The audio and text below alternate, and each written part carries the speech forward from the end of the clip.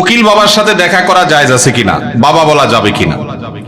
উকিল বাবা হলো 2 নম্বর বাবা। আমাদের সমাজে উকিল বাবার প্রথা অনেক বেশি আছে, আপনাদের এলাকায় আছে?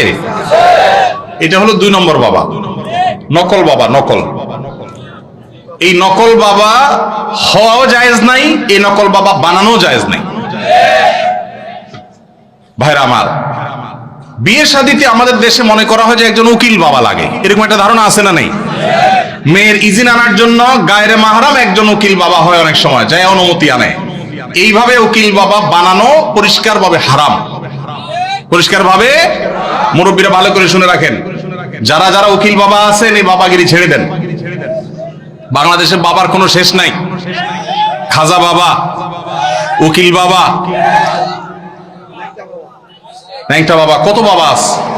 আল্লাহ তাআলা এই সমস্ত নকল বাবা থেকে আমাদেরকে হেফাজত করুন। বিয়ে উপলক্ষে কোনো উকিল বাবা টাবা চলবে না। নিজের বাবা বেঁচে থাকলে সেই বাবা তিনি নিজে নিজের সন্তানের বিয়ে দিবেন, ব্যাস। মেয়ের অনুমতি বাবা আনতে যাবেন।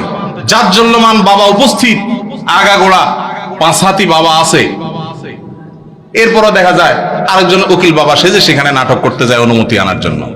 এই নাটক করা জায়েজ নাই, পরিষ্কারভাবে হারাম, পর্দাহীনতার কারণে। বিশেষ করে গায়রে মাহরাম কেউ যখন উকিল বাবা সাজে, ওই মেয়ে সারা জীবন তারে বাপ বাপ ডাকে, খানা খাওয়ায়। এটা আমাদের সামাজিক মানে একটা কুসংস্কার বলতে পারেন, এর সাথে ইসলামের কোনো সম্পর্ক। যুবকরা বিয়েতে কোনো উকিল বাবা যেন না থাকে।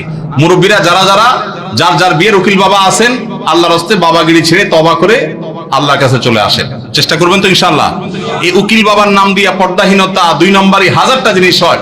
নিজের বাবারই খবর নাই, কিসের আবার উকিল বাবা? হ্যাঁ, উকিল বাবার লাগে বলে ভাগছে কোন মেয়ে? আল্লাহ মাফ করুক আমাদেরকে। ওই যে বেশরিয়তি কাজ করলে তো একটা না একটা অঘটন ঘটবেই, এজন্য এই সমস্ত অন্যায় কাজ করা যাবে না।